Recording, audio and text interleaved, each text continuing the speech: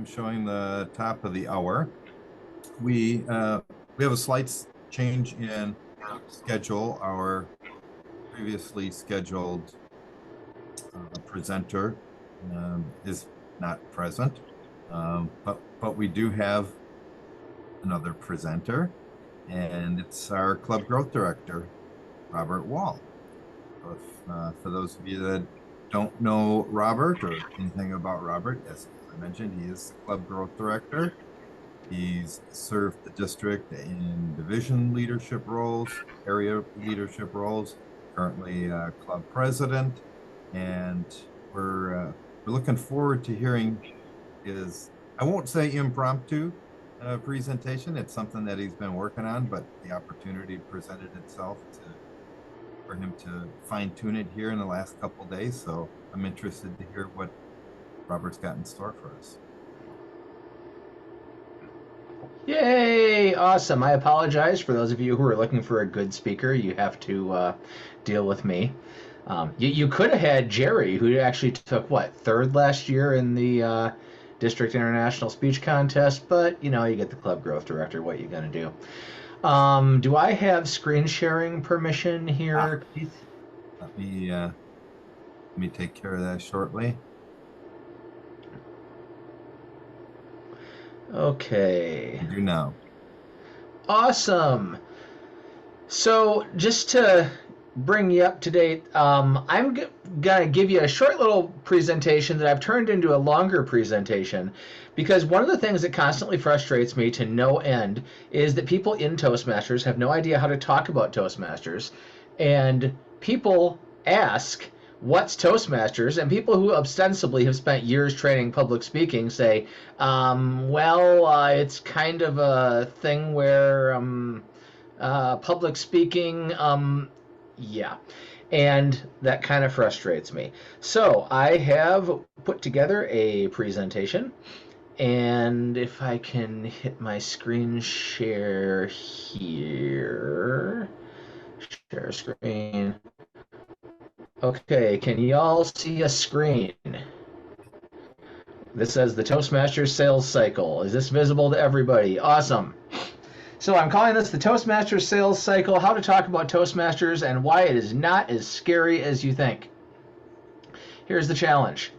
Sales can be scary. There are a lot of people who are terrified of sales, including many people who work in sales. This always has mystified me, but, you know, whatever. This is usually because it is intimidating. Okay, lots of us don't like making cold calls. It's not in our DNA. And when you put yourself out there, there's always this opportunity that people have to reject you. And if you don't put yourself out there to be rejected, you can't get rejected. So that means that smart people are less willing to do it because it's also imprecise. The thing that just worked for that last person isn't going to work for the next person. And that makes us not want to try again. And then we all just tear our hair out and we believe that sales is impenetrable. It's super, super easy to think that it's just not something we can know, and it's one of those special skills, and we'll call a professional, and we're just going to stop trying, which is thoroughly, thoroughly unfortunate because, fortunately, sales can be systematic. This is how I solve problems. You may not be like me, but if I have a problem that's particularly thorny, I try to turn it into some sort of a system. And sales is systematic because it is incremental.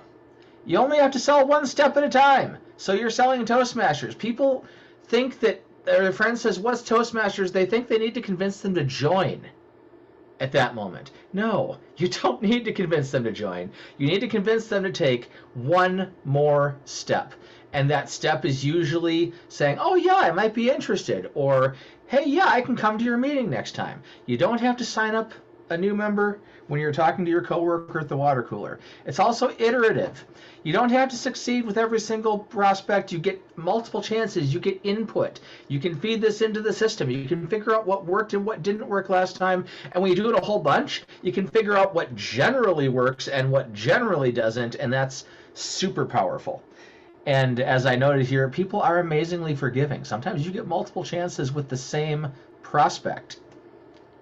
And that means that you too, yes, I do mean you, can succeed at selling if you're instructable. Are you willing to learn? If you think you already know all of this, well then, hey, cool. If you do, we'll have a 30-minute Q&A. You can teach me after this. But if you're willing to learn and experiment, you can learn a couple little techniques and a little bit of mental framing that's going to help you out, and that will allow you to be introspective. You'll have some framework to plug in what the bleep just went wrong into, and you'll be able to improve next time. And that ultimately means that the skill of sales is improvable. You learn, you practice, you use feedback. It seems like I heard of an organization where you go there and you practice and you get feedback and you get better. Yeah, the name of it escapes me right off the top of my head. But anyway, the first step here is talking about Toastmasters. Enter, engage, explore, elucidate, and exit, but not necessarily in that order. And yes, I like alliteration. You will see lots of alliteration. Yeah, I've been told. So first thing you do, you enter the conversation.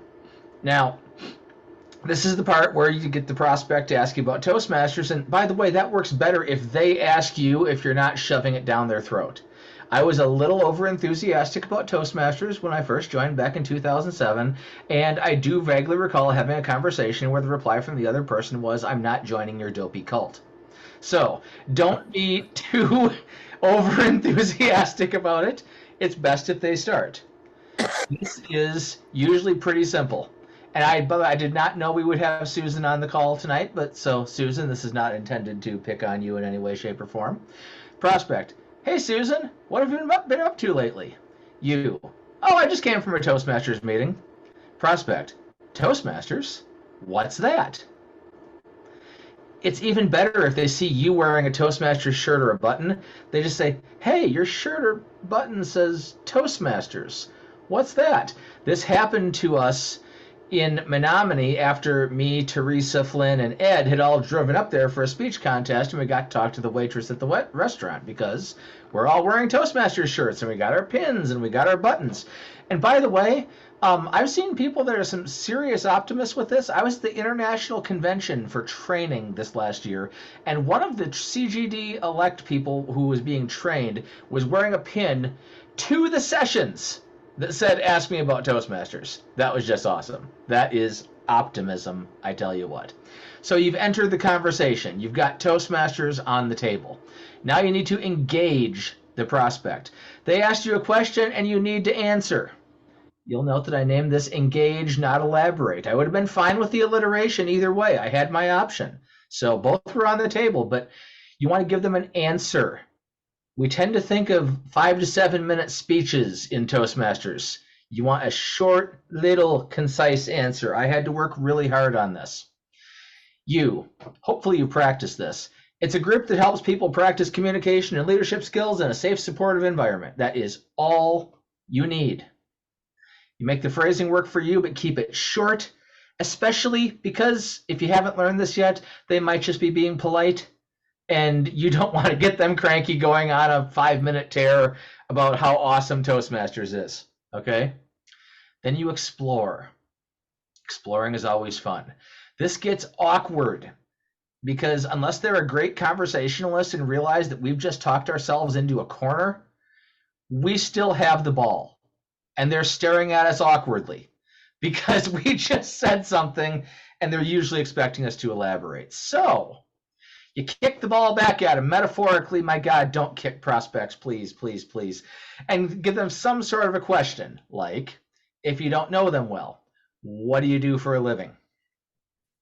If you do know them well, you can skip the step. We'll get to elucidate in just a second. Elucidate. You listen to their reply and respond in a way that connects Toastmasters to their goals. This sounds a lot harder than it is. Prospect: "I'm a line worker at ABC Manufacturing." You: "Ever have some great ideas you just wish you could get your boss to listen to?" I've found this works 99% of the time if they indicate that they have a job and they are not in a supervisory capacity. 99% of the time, everybody believes they know more than their boss, so the answer to this question will be yes. Mark my words. If they're a supervisor, you ever wish you could get your employees to follow directions? Ever wish you could get your employees to listen to, your ideas? Ever wish you could give better feedback when it comes to employee review time? That sort of thing. Again, the questions, maybe you have half a dozen of them just ready to go for different situations. And invariably, though, yeah, all the time, okay, you now have a connection. And you can just say, Toastmasters can help you with that. That's it. What you've done here is you've clarified not just we're this group that does this thing, we're this group that does this thing that's going to be beneficial to you in a way that you literally just agreed that there would probably be a benefit here, assuming you believe me that we can help get your boss to listen to the ideas. So again, you're making it clear to them what the benefits are. And then you can invite them to a meeting and your job is done. I know, crazy. And then you exit. If you invite them to a meeting, ask them about something related to their job, the weather, whatever. You can continue the conversation. But sometimes this happens. I've had this happen. I'm a line worker at ABC Manufacturing. Ever have ideas you wish your boss would listen to? No, my boss is great. This happens the other 1 to 5% of the time. In that case, you congratulate them on having a great job, boss, whatever. You talk about that instead. Wow, my boss never listens to me. Tell me about your place where you work. And you've pivoted, you handed them the ball, you're not trapped, and you're out. You don't have to continue this conversation about Toastmasters. You can continue it about their awesome job, which, again, most people are happy to talk about. So it really is that simple. And I've done this in the club setting. And if you have members that have a challenge with this, role play this out around your table at your club. Ask somebody what they do for a living, or ask them another leading question that brings in the topic. And by the way, if you're doing this at your job and you know what the other person does for a living, you could say, you remember that time you were telling me about how your boss, Dave, was just kind of being a schmuck and he wouldn't listen to anything you had to say? Yeah, we can help you with that sort of thing. Oh, use your personal knowledge. So step 2, though, okay, you've got them. You've sold step 1. They're interested in coming to the meeting. Step 2, they just walked in the door. Okay, oh my God, what do we do? They're at your meeting. Connect, confirm, convert, and please clam up about pathways. I'll get back to that one in just a minute. And boy, was that hard to find a C, so I hope somebody appreciates that. Anyway, connect, confirm, convert. I really am not here to talk about this. I just hope to God y'all know how this works. This part starts when they first go into the meeting room, log into Zoom, or nothing else works. Hopefully you know this. You walk over, you introduce yourself. Hey, what brought you to the meeting? Do you have any questions? Anything I can help you with? Have an agenda, have a coffee. If it's DJAB, have a beer. Have your TM and functionaries explain things during the meeting, invite them to participate, and make the prospect feel welcome. Hopefully I don't have to answer any questions in the Q&A about this. Please, please, please. But the long story short is you just need to make sure you have some sort of a connection because you're going to need that in a minute. Now you confirm. Meeting's done. They're sitting there. You are now the doctor in the ER. They walk through the door, and your job is to figure out why the heck they're there and get them on the path to recovery, because they wouldn't be there if they didn't think there was some reason for them to be there. And just like the ER doctor, this is not just about getting them to sign paperwork. This is about a treatment plan, okay? You, scary as this may seem, I'm terrified of this sometimes. They think I'm the expert because I'm the one talking to them. And yeah, so they're going to actually expect you to give them some guidance, give them some advice. You want to identify their challenge, you want to propose a solution and get them to confirm that it makes sense to them, okay? So, example 1.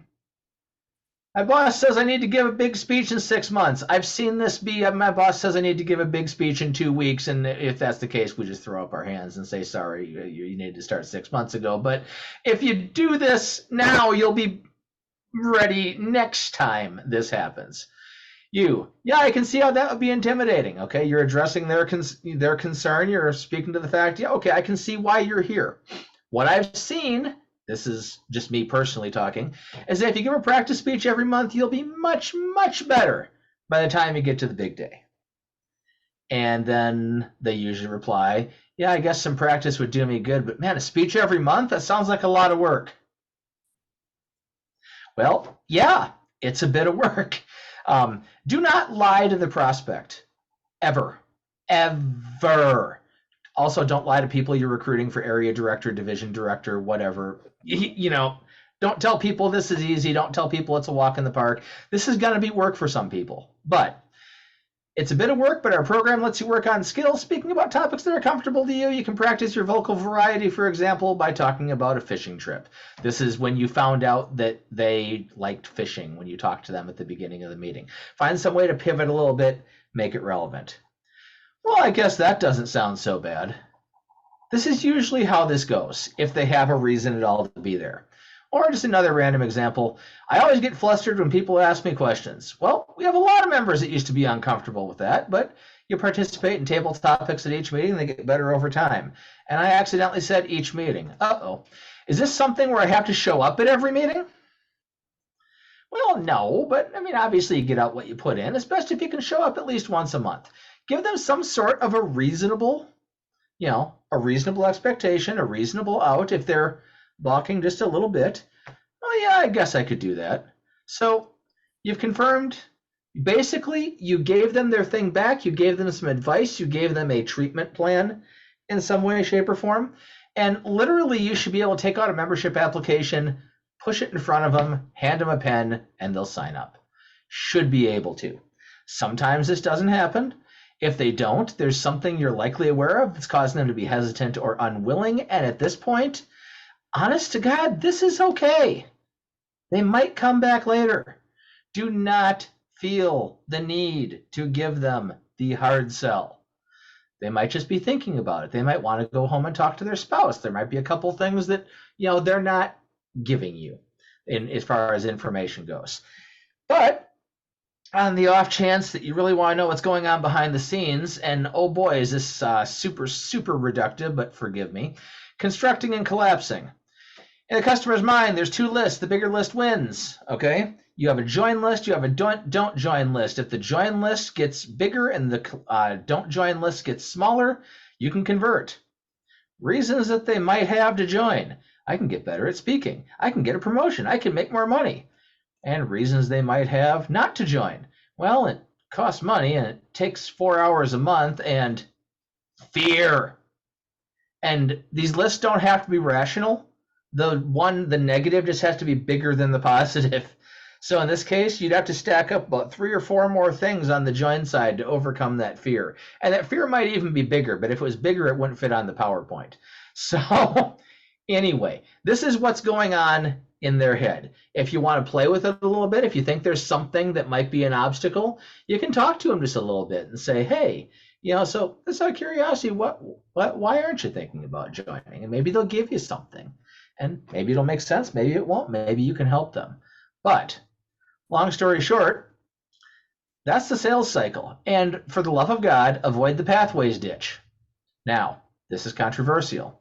And Chris, I promise I love pathways. We got Chris Poole on the call, and I know she's one of our main pathways ambassador people. But you notice how I did all of this without talking to the prospect about pathways? Not even a little. Pathways matter to us, but the potential member does not care how cool we think our program is.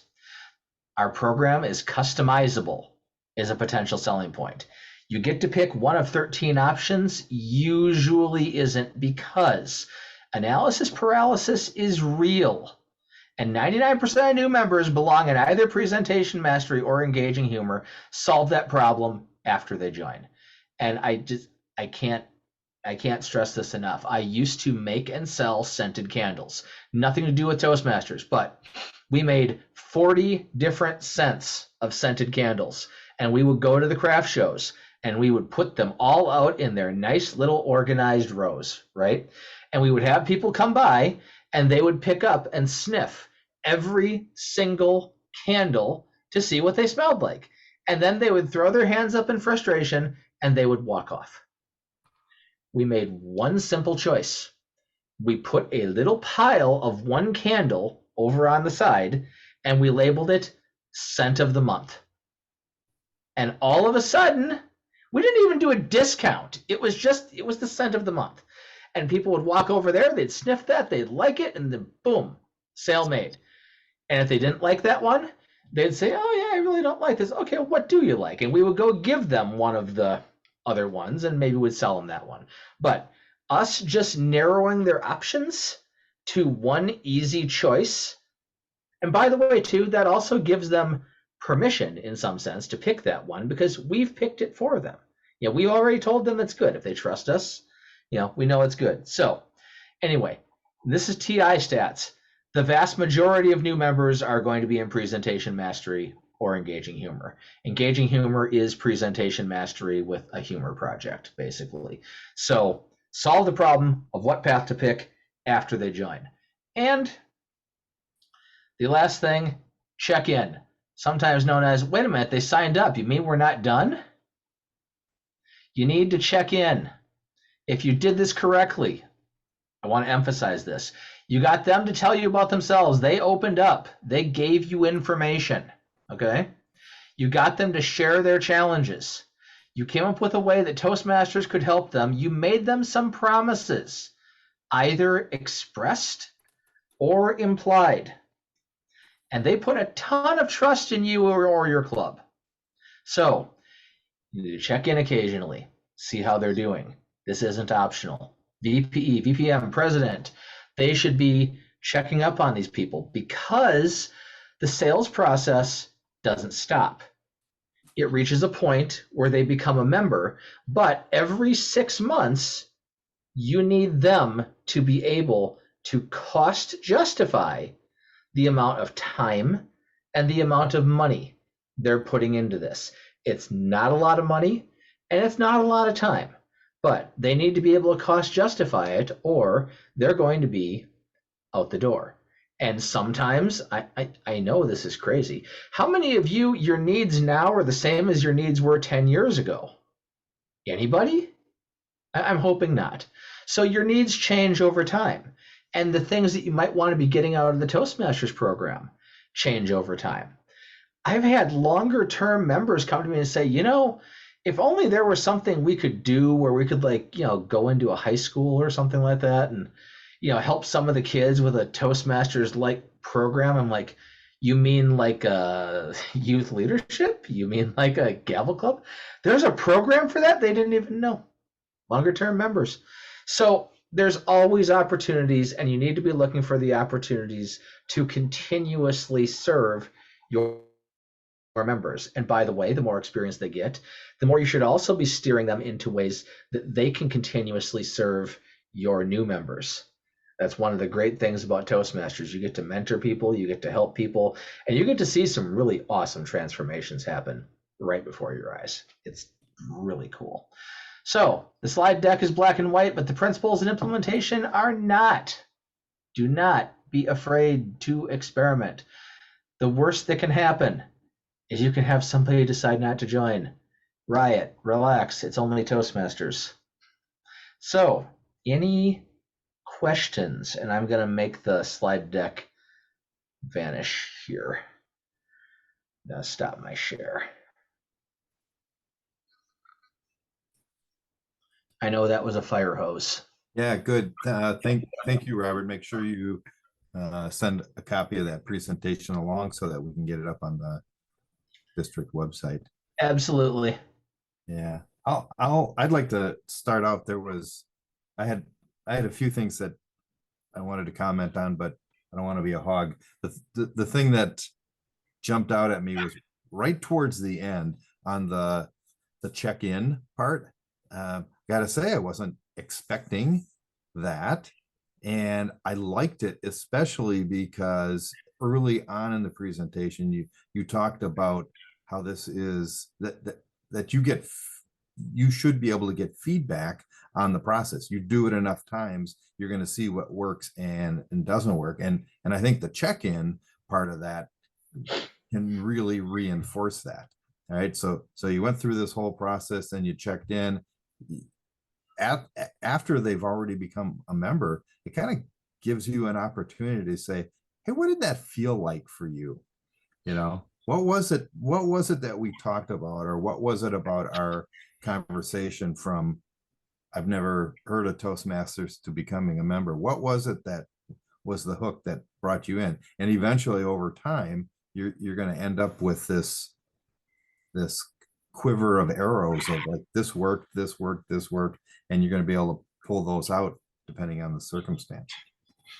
Well, yeah, and you're also going to realize that, the people that you said this to, they're the ones that are burning out because they had an unrealistic expectation or, something like that. Right. We did have a question in the chat here. Do I have to show up? You could also say, hey, no, we're hybrid or whatever.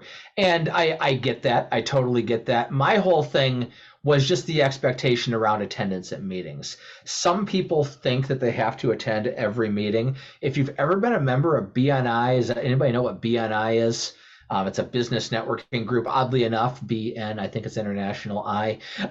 But they have this weird rule that you must show up at every meeting. You have to have like an excused absence, and they actually encourage you to invite other people to take your place if you're not going to be there. There's some groups like that. Just make sure they know we are not that group. That being said, if I haven't seen somebody in 6 months, I almost feel bad about calling them and asking for dues, because why? They're not here. I have a fiduciary responsibility to the club to ask them for their dues, but I feel bad about it. And sometimes I'll actually try to talk them out of it. Anyway, I see hands. Yeah, you had your hand up first, so let's start with you. Yes. Hi, Robert. Thank you for the presentation. One of the slides you shared, I went through some of these steps recently with a guest. I actually, the same week when she came to the club meeting, I met with her on a Saturday for about an hour. I learned about her challenges.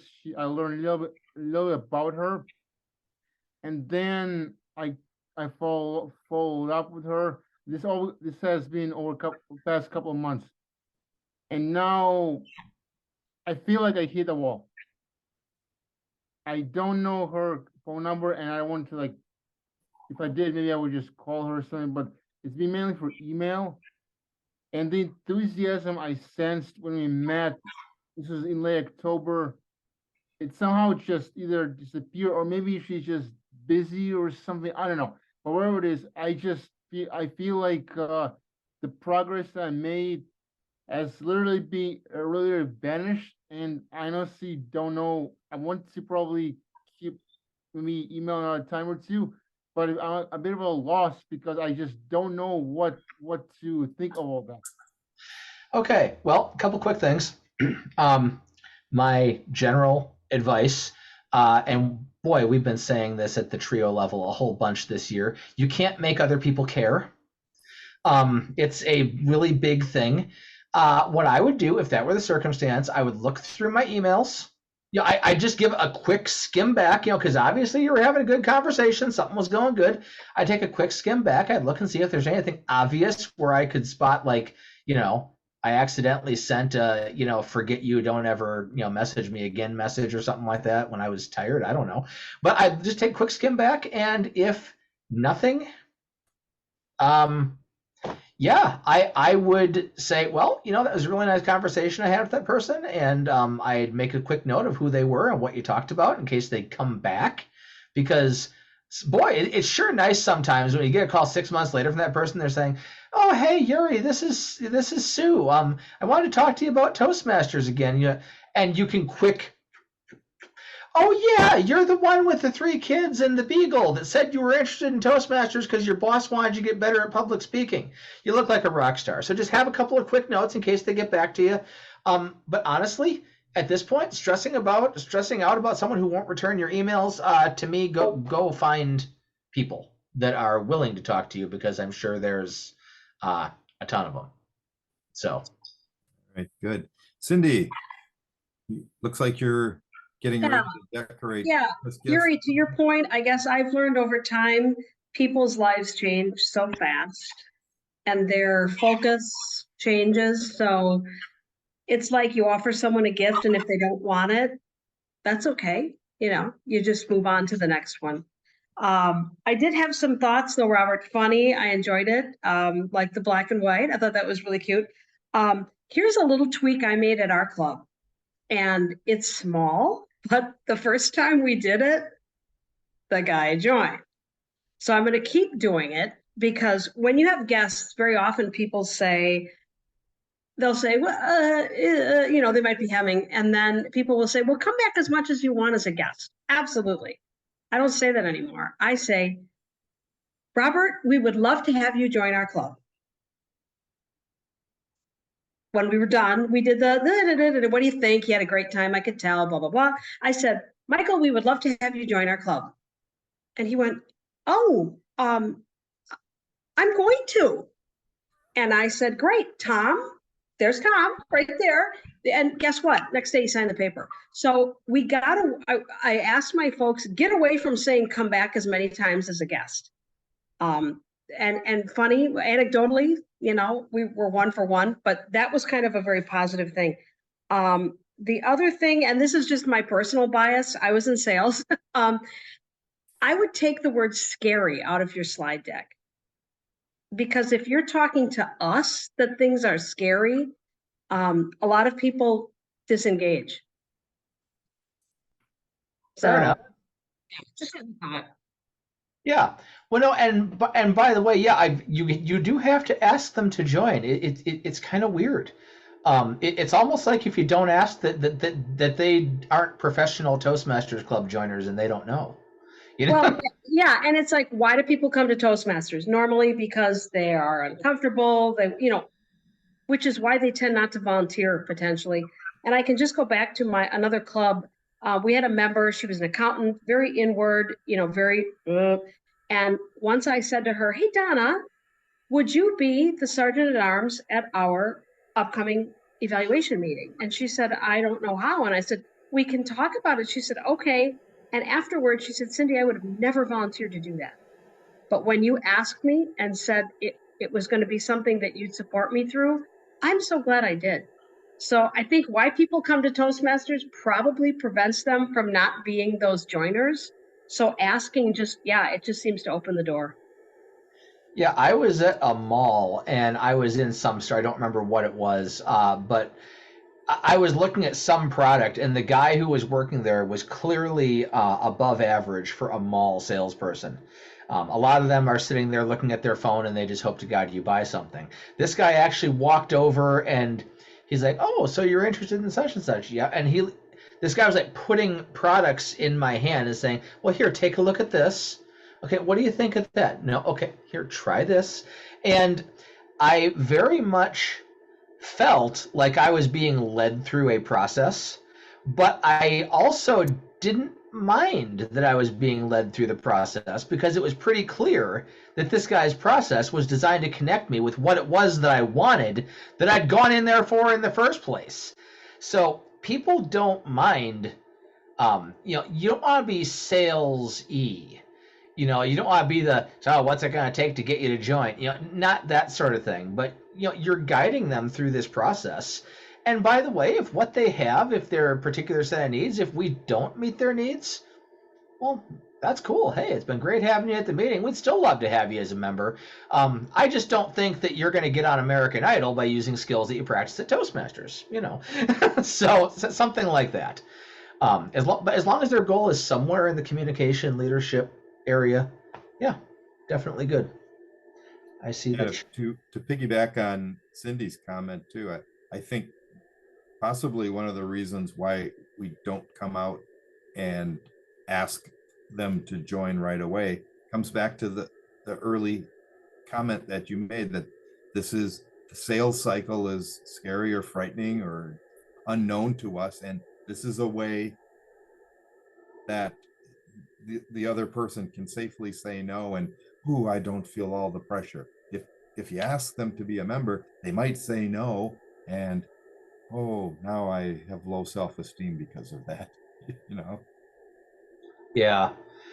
By the way, too, I definitely agree with Cindy for the question that can be answered by yes or no. Don't ask yes or no questions if you can avoid it. I do have one of them in the presentation, which is the do you ever, and I give a hypothetical. And that's mostly because most people will answer just a quick yes, no, and then you can say, and we help with that. So, but yeah, apart from that, if you're trying to get information, yeah, don't ask yes, no questions typically.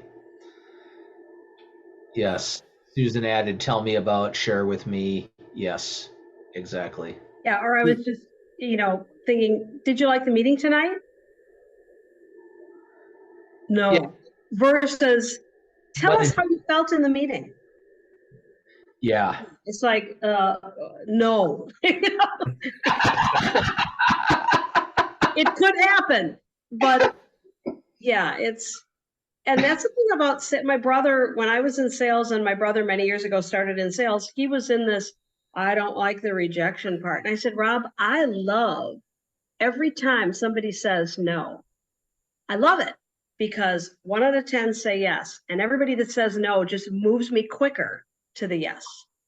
Mm-hmm. So you kind of take your personal self out of it. Yeah. Yeah. Susan, I see you had an example of an individual that went through the cycle. Could you elaborate on that a little bit for everyone? Sure, I'd be happy to. This was with Menominee Falls, which is my home club. We were just kind of practicing with hybrid, and gentleman walks in the back of the room, he sits down, we go through all the, hey, nice to have you here, blah, blah, blah. And we're running around like idiots trying to get stuff to work because we want to have a meeting. And he sat there very calmly. We talked to him after the meeting and didn't see him again. So we thought, geez, we really didn't give a good first impression. We talked about how we're just practicing. It's new to us. And so as vice president of membership, I put him in my log and I started talking to him. So I sent him the guest packet. And when I didn't hear from him, I sent him a follow-up saying, I'll bet you're really busy. You didn't have a chance to look. But when you do, if you have any questions, I'm here for you. If you want to chat in person, we can set that up. You want to meet in person? We can do that too. And nothing, just nothing. And then had to be a year and a half later, he comes into a meeting and sits down. And I went, hey, welcome back. And he says, yeah, I'm ready to join now. He says, I don't have this on Monday nights anymore. And I gave it some thought. He says, you guys got some good stuff here. I liked what I saw the first time. And I'm thinking, why didn't you say something? Because here I've been wooing you and you could have been dead. I mean, I didn't hear from you. But yeah, the persistence can pay off. And again, as Cindy was saying, that 1 out of 10, he was the 1 out of probably 20 or 30, but it was worth it for a year and a half. Yeah. It sounds like he wasn't letting you into his decision-making process. So he's got the barrier up, and when he decides or not decides, then he'll let you know. And either that or because I'm not sports minded. One of the two. He's way into athletics. Yeah, I mean, some people are like that. They don't want to let you behind the curtain, and they'll let you know if and when they're ready. That's a huge challenge with sales. It's always a game of incomplete information. Always. So just keep that in mind. Yeah, Yuri, what you got? Yuri. Oh yes. My question will kind of take the new member, kind of apply to former members. What do you suggest, Robert, as far as phrasing? Because former members, I might be familiar with them more than others, and then it puts me in a better position to reach out to them. But taking your sales cycle and applying it to former members, what, if anything, can be changed, or how do you adjust that to maybe reestablish the connection between you and a former member? Well, I'll take a stab at it, but then I think there's probably some other people here that got some good knowledge here. As far as you're talking about former members, um, the big question is why are they, to me anyway, is why are they a former member? There are some people that are former members because they said screw you and slammed the door, and those people are probably not coming back unless they said, well, I'm not coming back as long as such and such is still around, in which case I did this once. I marked my calendar. Hey, that person just quit. You interested? You can totally do it. Now, don't try to drive the other person out to get this person to come back, but that sort of thing. But it's mostly, why are they a former member? There's some former members that are former members because Toastmasters is not a lifelong program for them. It's something they did for a period of time to get a set of skills, and they got the skills, and now they're using the skills, and they're just happy as heck. But they're never coming back. And that's good, because that's what we call a success story. See if we can track them down and get a testimonial that you can throw on their website so you can get the next person in the door. Okay, happy customers are good customers. This product solved my needs so well, I don't need it anymore. That's awesome. I had a chiropractor who said that, I don't want you to come back to me every month for the next 10 years. I want to fix you, and I want to never see you again. So anyway, that's one thing. If they left because there was some issue with their life, it is incredibly powerful if you remember things like this. Hey, you said your kid was really, really sick and you had to take 6 months off because there was a problem or whatever. You get back to them. Well, first of all, if their kid's really sick and you want to maintain the relationship, you get back to them in a couple of months and you say, hey, just thinking about you, hoping your kid's doing great, whatever. But then in 6 months, 9 months, whatever, you reach out and say, hey, we've really been missing you. How's everything going? And see what they have to say. And you can do a lot with open-ended reach outs like that. Again, this is the don't ask a yes or no question. Are you interested in coming back? You say, because I never ask people if they're interested in coming back. I ask how things are going. And then they immediately fill in that he might want me to come back to be part of the group. So I've asked how things are going and gotten a no. It does happen. But how are things going is a more open-ended question, and it lets them fill in information, which gives you context, which you can use to plug things back in. And then again, at that point, it's, well, what are you still interested in? What goals are you trying to get out of this? And it's the exact same cycle, except for they don't need to know Toastmasters can help them with that. They know Toastmasters can help with that. It's just that they need to get to the point where the value calculus makes it make sense for them to join again. So that's my thoughts. But other people, this is not enough. Yeah, Jason, you've got your hand up. Just to align with what Robert was saying, I think the key to understanding and potentially marketing to past members is understanding why they're past members, as Robert was talking about. What is the nuance of what happened and what their situation is, and then categorizing them, for lack of a better word, because then you're working with inside information. That they're not coming back because they moved to Alaska and are working the salt mine somewhere or whatever, or their kids got really busy in softball and it's the summertime and they're thinking about coming back in the winter. Though that type of information can give you insight and then help you discover, follow up, and discover different ways to remarket to them, as well as it doesn't hurt. Keep your old member list up to invite them to milestone things is another thing. Your open houses, your anniversaries, your annual celebrations, your things like that, because sometimes it's while we're a learning organization, a big part of this also is the social aspect and the feeling and belonging piece as well. And sometimes people will go, I maybe got what I want out of the speaking thing, but I could use some belonging right now in my life too. So just some other things to think about.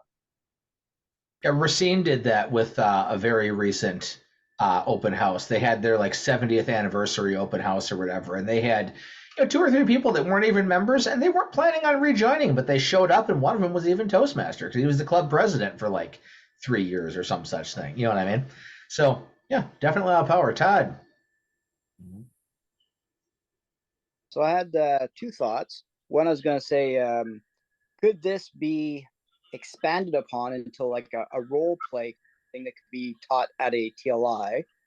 And number two was, in District 35, do you keep stats on who has received the, recruited 5 members, recruited 10 members, person with the most neckties and ascots when you recruit 15 members? And if you have, if there is that kind of members in the district, perhaps they could get together and share their techniques on how they close people. I know in my district, what the reason I ended up joining, I didn't know I joined for this reason, but my original mentor was a guy who enrolled 80 members a year for 3 years in a row, and he started like 4 clubs, and he received some from Toastmasters International. He walked across the international stage as like the #1 enroller. I had no idea. He always walked around with the 401 form in his back pocket, completely filled out. All it had to have was your name on it. And his rule was, in 3 feet, if he talked to you, you were signing. So like I wish I had actually collected all of his techniques before he passed away like 2 years ago. But I was just thinking, if there's a wealth of people who are able to close efficiently and effectively, perhaps the idea is get them in a circle and glean their best techniques off that and create something. What I've found is that a lot of the applications in our district don't have the sponsor filled in. I know that on all my clubs, we hardly ever fill that in. Not that we couldn't, but we just don't. So a lot of that information I think is invisible. Our district does have a Cursor Prospecting Award, which is for somebody that we've acknowledged has done excellence in the, in prospecting and getting people to join. I don't know how that's exactly determined, but we do have that. From my understanding, the guy that it's named after was the sort of guy who would, he'd be at a gas station pumping gas, and by the time it was done, he'd have started a club. That's sort of a crazy thing. He'd have a lot of people showing up. So yeah, definitely a good idea for, if you know anybody like that, definitely get ideas, get best practices. But I think the other thing, and this is where I just want just a slight little bit of disagreement on that, because one of the things I think that hinders us is that we think, well, I'm going to figure out how to do this right, and then I'm going to go do it. And you need to go do it before you can figure out how to do it right. I had a martial arts instructor, and this is a weird phrase, but we'd always be talking about, we're doing this thing, and we're like, well, this doesn't make any sense. And our instructor says, well, it does if you put a body into it. And he'd walk over and he'd do something, and you would do the thing, and now if there's a person there, it all made sense. And sales and recruitment is a lot like that. It works very poorly on paper and very well in person. So I think that it's great to get tips, it's great to get ideas, it's great to listen to sales stuff. But if you talk to anybody in sales, the #1 thing that's going to drive numbers is you literally picking up the phone and making your calls for the day, or going out and talking to your people, or asking your friends, or whatever. Anyway, kind of like Toastmasters in general. You can read manuals or watch pathway videos, but until you actually do it, you're really not getting too far. We had a lady at a club. Cindy was there. She said she hadn't done her icebreaker. She'd been a member for 3 years, hadn't done the icebreaker because she wanted to do it right. And she was terrified of doing it wrong.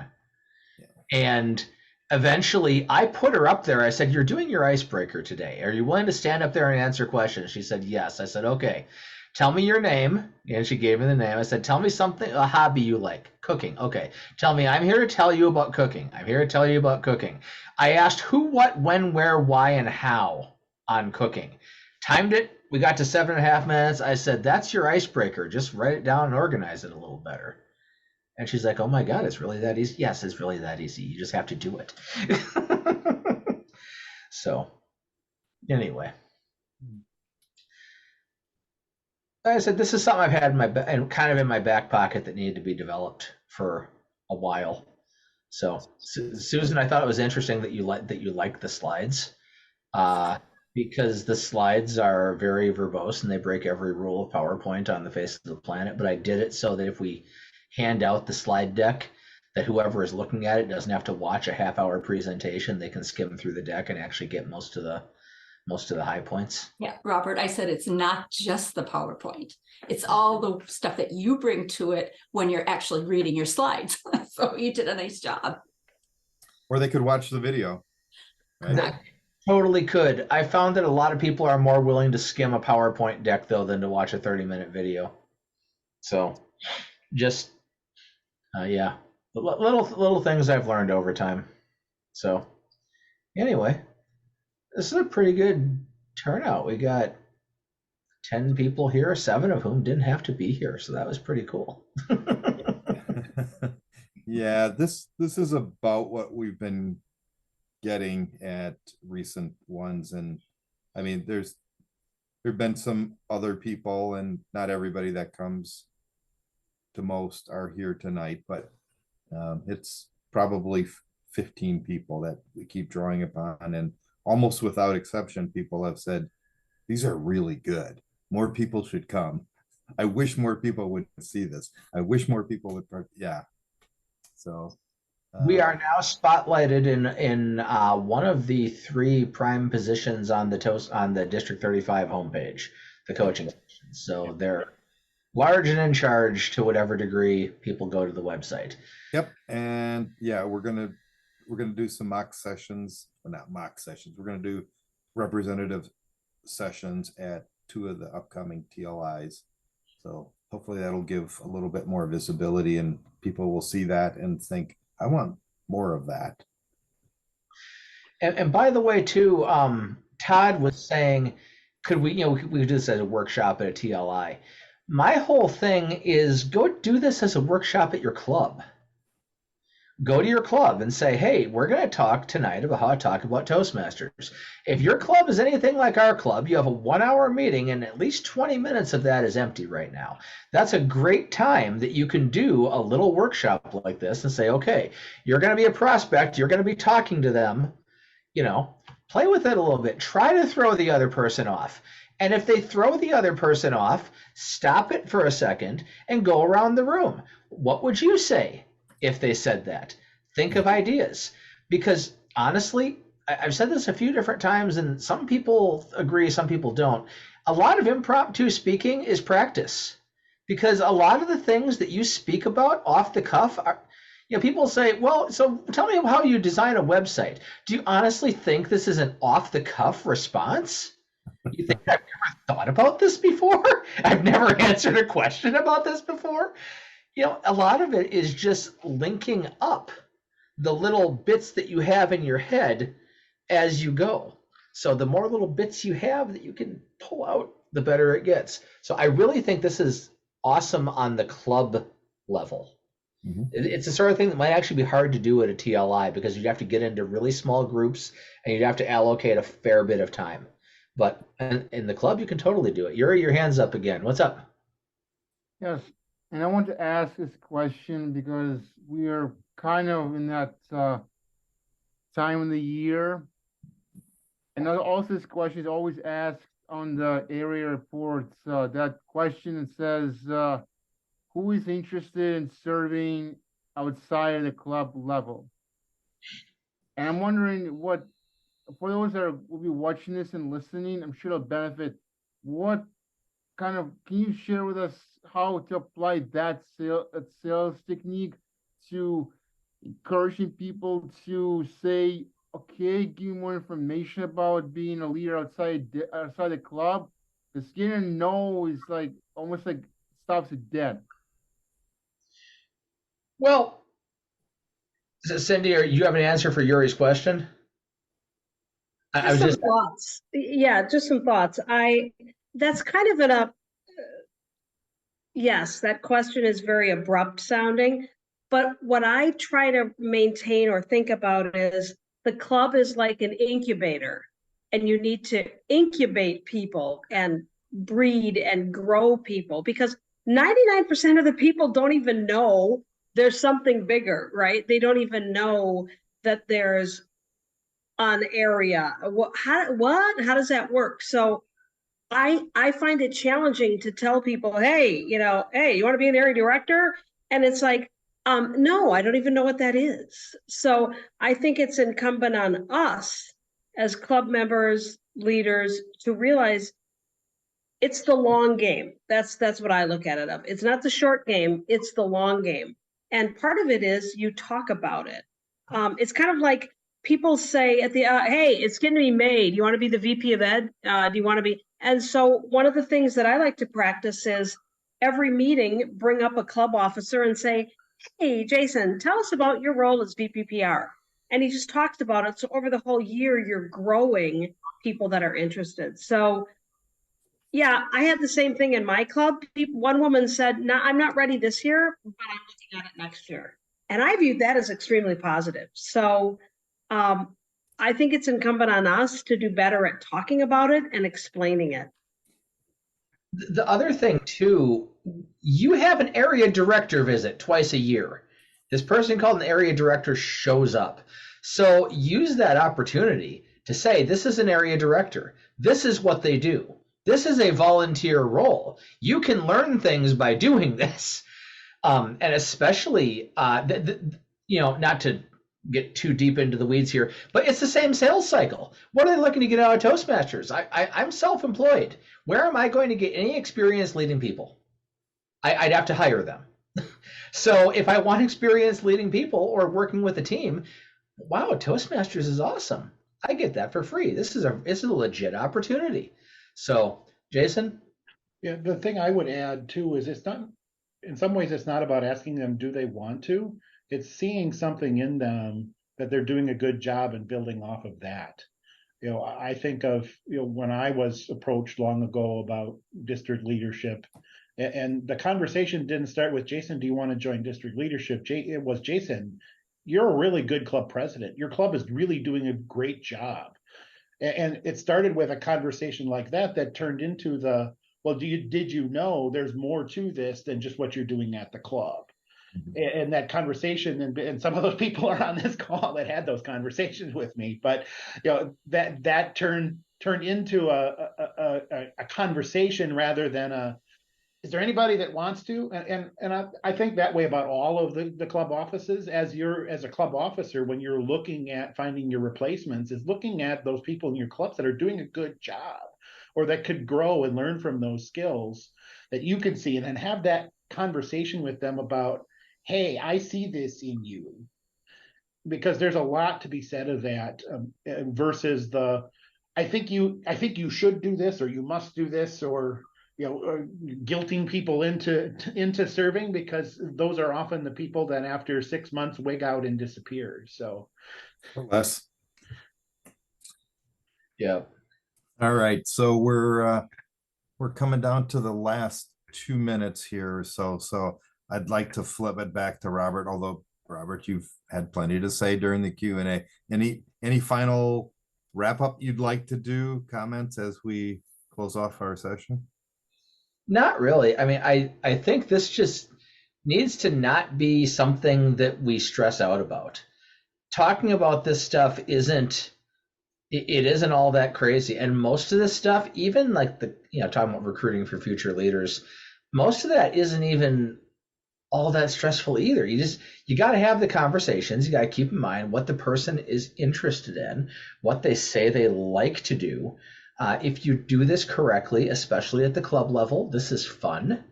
This is a very, it's a rewarding process when everybody's not burned out.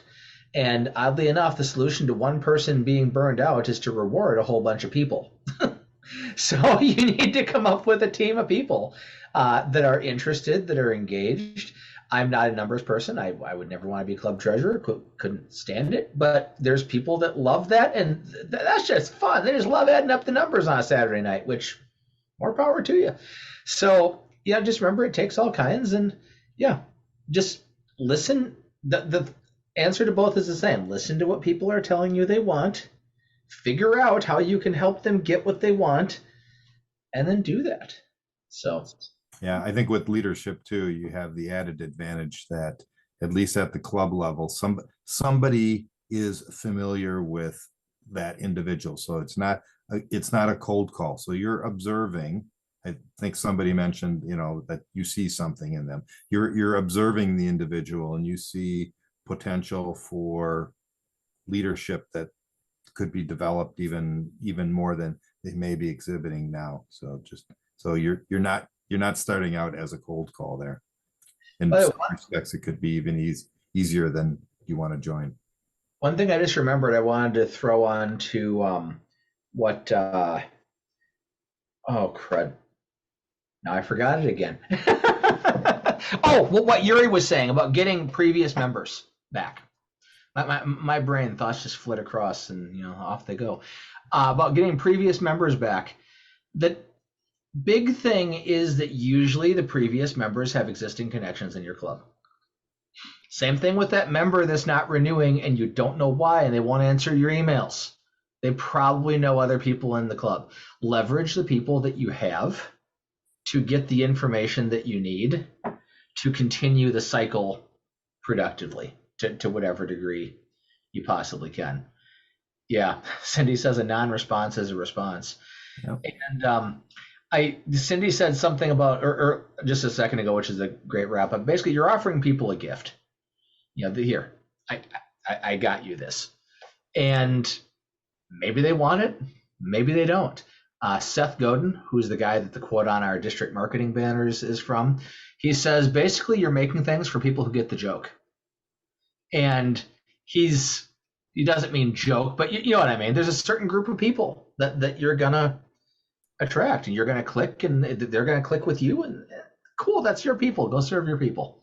So, yeah. All right. Well, thank you, Robert, especially on relatively short notice. Stepping in, it was an engaging conversation.